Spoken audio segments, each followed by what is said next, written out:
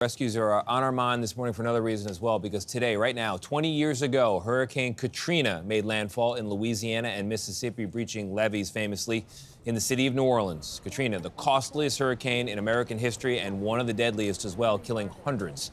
But somehow that city came back to life. Just take a look at this comparison. On the left, a street in New Orleans underwater back in 2005, and on the right, the very same street today. Rob Marciano covered the hurricane in 2005, and he joins us again on the way back to New Orleans. Rob, good morning. Hey, good morning, Tony. We've had a lot of bad storms in the last 20 years, but Katrina is still the hurricane of record. And yeah, I was reporting from Biloxi for CNN 20 years ago, and it's a day and weeks that I'll never forget, nor will the good people of Mississippi or Southeast Louisiana. In 2005, Hurricane Katrina barreled into the Gulf Coast, with Mississippi feeling its wrath.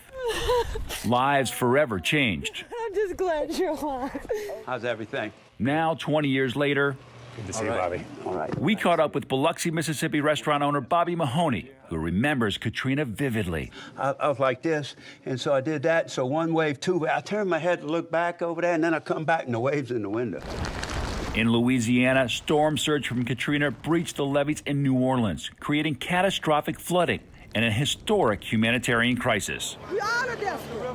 We all are desperate. The following years were spent building a better flood protection system, including this, the world's largest pump station, which blocks storm surge from the Gulf and pumps rainwater away from the city. This is the battleground right here. This is it. This Holding is where back the that action water happens. and throwing this water back. Yeah. Jesse Knoll heads the organization running this massive complex, which boasts 11 pumps.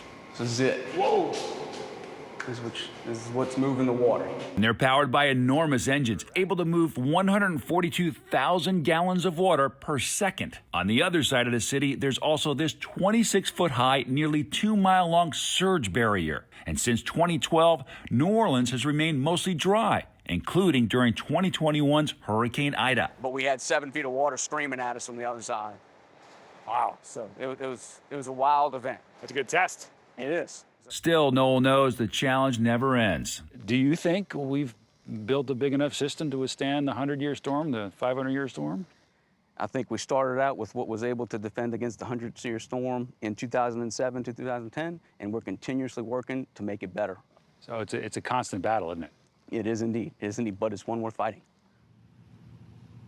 They have to rebuild or build on top of the levees seemingly every year as the city sinks and the water rises. But this work is not cheap. I mean, this entire restoration and rebuild project took $14.5 billion.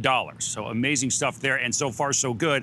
Got to acknowledge the forecasting capabilities of the National Hurricane Center. In the last 20 years, we've reduced the forecast error by 50%, essentially doubling the forecast track accuracy. That allows emergency managers more time to give more targeted evacuations. In the end, saving more lives. And Nate, that is what it's all about. And we hope the surge barrier and all the stuff they've done here in New Orleans continues to do just that.